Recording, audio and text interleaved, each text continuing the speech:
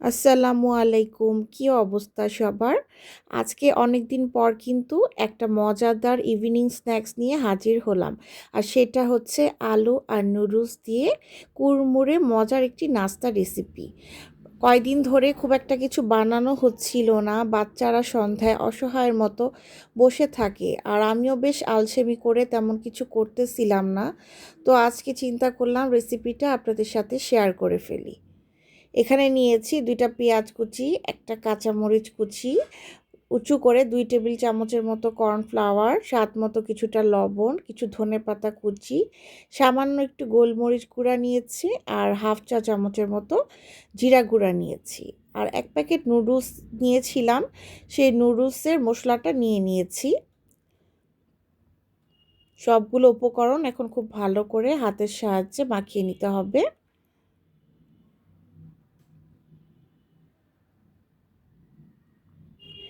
আর দিয়ে দিচ্ছি ম্যাশ করা আলু। এখানে 4টা আলু সিদ্ধ আছে। আলুটা সিদ্ধ করে আগে থেকে একটু চটকিয়ে রেখেছিলাম। আমি আগেই বলেছি আলু আর নুডলস দিয়ে রেসিপিটা বানাবো। খুব ভালো করে হাত দিয়ে মাখিয়ে নিতে হবে। এরপর লম্বা লম্বা করে আমি পটেটো ফিঙ্গার তৈরি করে নিচ্ছি। হাতে সামান্য একটু তেল মাখিয়ে নিয়েছিলাম।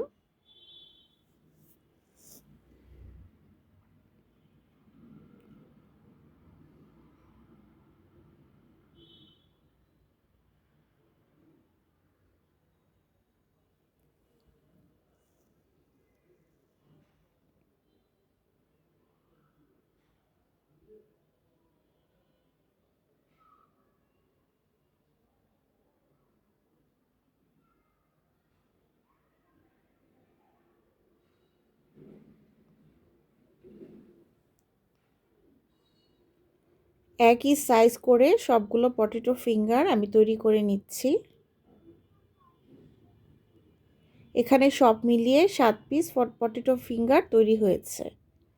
এখন যে কাজটা করব, আমি হাফ কাপ ময়দা নিয়ে নিয়েছি, কিছু পানি অ্যাড করে নিচ্ছি। এটা দিয়ে পাতলা একটি মিশ্রণ তৈরি করে নিচ্ছি।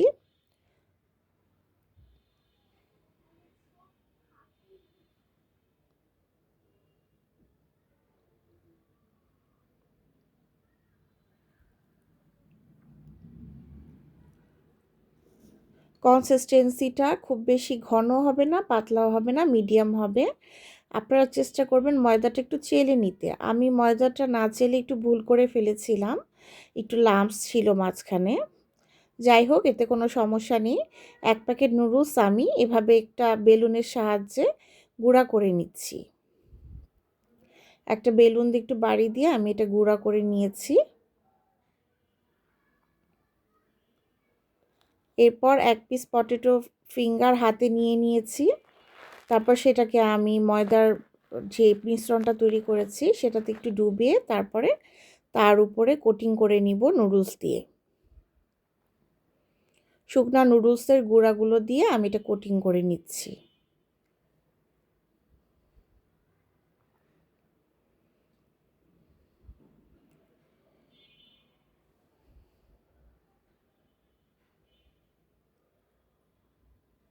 একইভাবে কিন্তু আমি সবগুলো পটেটো ফিঙ্গার বানিয়ে নিব। নুডলসগুলো উপরে একটু বেশি করে দিবেন, তাহলে খেতে বেশি ভালো লাগবে, ক্রিস্পি ক্রিস্পি হবে। প্রয়োজনে 2 হাত দিয়ে চেপে চেপে সুন্দর করে বানিয়ে নিতে হবে।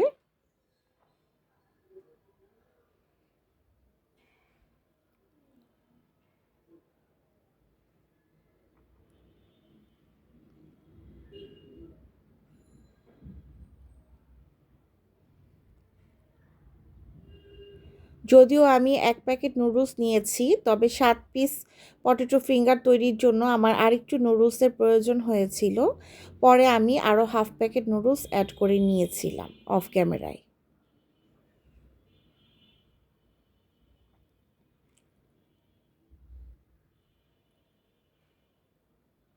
পটেটো ফিঙ্গার যত বেশি বানাবেন আপনার নুডলসের পরিমাণটা একটু বাড়িয়ে দিতে হবে। আর যদি আরেকটু কম বানান, 4-5 পিসের মতো বানান, সেক্ষেত্রে 1 প্যাকেট নুডলসই হয়ে যাবে। দেখেন কি সুন্দর করে পটেটো ফিঙ্গারগুলো তৈরি করে নিলাম। তেলটা আগে থেকে গরম করে নিয়েছিলাম, ডুবো তেলে এগুলো এখন আমি ভেজে নিচ্ছি। সুন্দর একটা কালার না হওয়া পর্যন্ত এগুলো ভেজে নিতে হবে। সুন্দর করে মুচমুচে করে একটু ব্রাউন কালার হয়ে আসলে এগুলোকে আস্তে আস্তে নামিয়ে নিতে হবে। এপাশ ওপাশ উল্টিয়ে নিচ্ছে, একটু সময় নিয়ে ভাজতে হবে। চুলার ফ্লেমটা মিডিয়াম রাখলেই হবে, খুব বেশি বাড়াতে যাবেন না বা একদম কমালেও হতে সময় লাগবে। মোটামুটি ঝটপট খুবই মজাদার একটি নাস্তা তৈরি করে দেখালাম আপনাদের। বাসায় কিন্তু সবারই কম বেশি নুডলসটা থাকে, আলুও ঘরে থাকে। একবার হলেও কিন্তু রেসিপিটা ট্রাই করে দেখতে পারেন। আশা করি আপনাদের বাচ্চারা খুব পছন্দ করবে, নিরাশ হবেন না। আমার বাচ্চারা কিন্তু বেশ পছন্দ করেছিল। মেহমানরা আসলেও কিন্তু এই আইটেমটা ঝটপট তৈরি করে দিতে পারেন। অনেক ইউনিক একটা রেসিপি করে দেখালাম।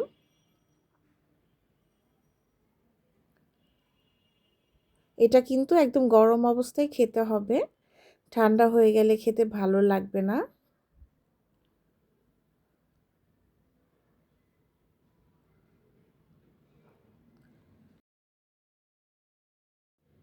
এই তো তুলে নিচ্ছি, হয়ে গিয়েছে। এরই মাঝে আমার দারুণ মজাদার নুডলস আর আলু দিয়ে ক্রিসপি পটেটো ফিঙ্গার রেসিপিটা একদম রেডি টু সার্ভ। বাসায় কিন্তু ট্রাই করতে ভুলবেন না, এটা খেতে অসম্ভব মজা হয়েছিল। সবাই অনেক বেশি ভালো থাকবেন। Thanks for watching. আল্লাহ হাফেজ, টাটা।